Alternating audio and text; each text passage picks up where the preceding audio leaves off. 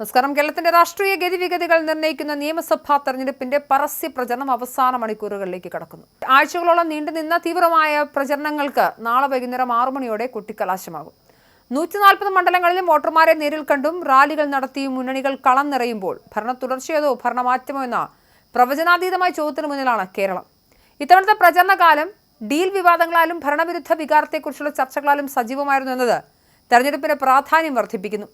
ഭരണ തുടർച്ചയുടെ ഹാട്രിക് ലക്ഷ്യമിട്ടാണ് പിണറായി വിജയന്റെ നേതൃത്വത്തിൽ ഇടതുമുന്നണി ജനവിധി തേടുന്നത്. വികസന തുടർച്ചയും ക്ഷേമ പദ്ധതികളും മുൻനിർത്തി വോട്ട് ചോദിക്കുമ്പോഴും സർക്കാരിനെതിരായ ആരോപണങ്ങൾ പ്രതിരോധിക്കുക എന്നത് LDFന് വലിയ വെല്ലുവിളിയാണ്. താഴെത്തട്ടുള്ള പാർട്ടി സംവിധാനത്തിന്റെ കരുത്തിലാണ് ഇടതുമുന്നണിയുടെ പ്രധാന പ്രതീക്ഷ. വിവാദങ്ങൾ വോട്ടായി മാറില്ലെന്നും ജനങ്ങൾ വികസനത്തിന് വോട്ട് ചെയ്യുമെന്നും ഇടതു നേതാക്കൾ ആത്മവിശ്വാസം പ്രകടിപ്പിക്കുന്നുണ്ട്. അതേസമയം നഷ്ടപ്പെട്ട അധികാരം തിരിച്ചുപിടിക്കാനുള്ള ജീവൻ മരണ പോരാട്ടത്തിലാണ് കോൺഗ്രസ് നയിക്കുന്ന UDF.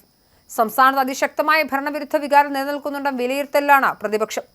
നിത്യോപയോഗ സാധനങ്ങളുടെ വിലക്കയറ്റം, തൊഴിലില്ലായ്മ, അഴിമതി ആരോപണങ്ങൾ എന്നിവ പ്രധാന ആയുധമാക്കി UDF പ്രചരണം നയിച്ചു.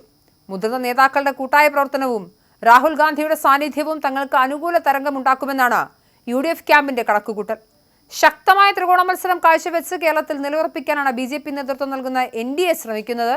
കേന്ദ്ര സർക്കാരിന്റെ വികസന നേട്ടങ്ങളും മോദി ഗ്യാരണ്ടിയും ഉയർത്തിക്കാട്ടിയാണ് BJP വോട്ട് തേടുന്നത്.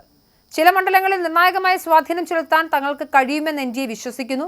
ശബരിമല വിഷയം ഉൾപ്പെടെയുള്ള വൈകാരിക വിഷയങ്ങൾ വീണ്ടും ചർച്ചയായത് തങ്ങൾക്ക് അനുകൂലമായ വോട്ട് വിഹിതം വർദ്ധിപ്പിക്കുമെന്നും BJP പ്രതീക്ഷിക്കുന്നുണ്ട്. ഈ തെരഞ്ഞെടുപ്പ് കാലത്ത് ഏറ്റവും കൂടുതൽ ചർച്ച ചെയ്യപ്പെട്ടത് ഡീൽ വിവാദങ്ങളാണ്. വോട്ടുകൾ മറിക്കാനായി മുന്നണികൾ തമ്മിൽ രഹസ്യധാരണയുണ്ടെന്ന ആരോപണ പ്രത്യാരോപണങ്ങൾ രാഷ്ട്രീയ കളത്തെ ചൂടുപിടിപ്പിക്കുന്നുണ്ട്. CPM-ഉം BJP-യും തമ്മിൽ ധാരണയുണ്ടെന്ന് കോൺഗ്രസും തിരിച്ചും ആരോപണങ്ങൾ ഉന്നയിച്ചതോടെ വോട്ടർമാർക്കിടയിൽ ഇത് വലിയ ചർച്ചയുമാണ്.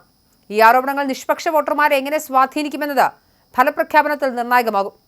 ഭരണവിരുദ്ധ വികാരം ഇത്തവണ വോട്ടെടുപ്പിൽ പ്രതിഫലിക്കുമെന്ന വിലയിരുത്തൽ രാഷ്ട്രീയ നിരീക്ഷകർ പങ്കുവയ്ക്കുന്നുണ്ട്.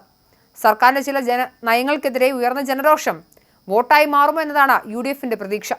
എന്നാൽ സർക്കാരിന്റെ ജനക്ഷേമ പദ്ധതികൾ ഈ വികാരത്തെ മറികടക്കുമെന്ന് LDFും കരുതുന്നു. സ്ത്രീ വോട്ടർമാരുടെയും യുവാക്കളുടെയും നിലപാടുകൾ ഇത്തവണത്തെ ഫലത്തിൽ വലിയ വ്യത്യാസം വരുത്താൻ സാധ്യതയുണ്ട്. UDFനെ സംബന്ധിച്ചിടത്തോളം ഈ തെരഞ്ഞെടുപ്പ് അതിജീവനത്തിന്റെ പോരാട്ടമാണ്. തുടർച്ചയായി 2 തവണ അധികാരത്തിന് പുറത്തു നിൽക്കുന്നത് പാർട്ടിയുടെ അടിത്തറയെ ബാധിക്കുമെന്നതിനാൽ ഇത്തവണ എന്ത് വില കൊടുത്തും അധികാരം പിടിക്കാനാണ് ശ്രമം. ഹൈക്കമാൻഡിന്റെ നേരിട്ടുള്ള ഇടപെടലുകളും കൃത്യമായ മണ്ഡലം തിരിച്ചുള്ള പ്രവർത്തനങ്ങളും UDFന് ആത്മവിശ്വാസം നൽകുന്നുണ്ട്. ദക്ഷിണ കേരളത്തിലും മലബാറിലും മികച്ച പ്രകടനം കാഴ്ചവെക്കാൻ സാധിക്കുമെന്ന് അവർ ഉറച്ചു വിശ്വസിക്കുന്നു. LDF ആകട്ടെ തങ്ങളുടെ ഉറച്ച വോട്ടുകൾ ചോരാതെ സംരക്ഷിക്കാനുള്ള നീക്കത്തിലാണ്. സംഘടനാപരമായ മേധാവിത്വം വോട്ടെടുപ്പിൽ ഗുണകരമാകുമെന്നും അവർ കരുതുന്നുണ്ട്. ന്യൂനപക്ഷ വോട്ടുകളിൽ ഇത്തവണയും വിള്ളലുണ്ടാവില്ലെന്നാണ് ഇടതുപക്ഷത്തിന്റെ കണക്കുകൂട്ടലെങ്കിലും ഭരണവിരുദ്ധ വികാരം ഉണ്ടാക്കാൻ പ്രതിപക്ഷം നടത്തുന്ന ശ്രമങ്ങളെ ഗൗരവത്തോടെയാണ് അവർ കാണുന്നത്.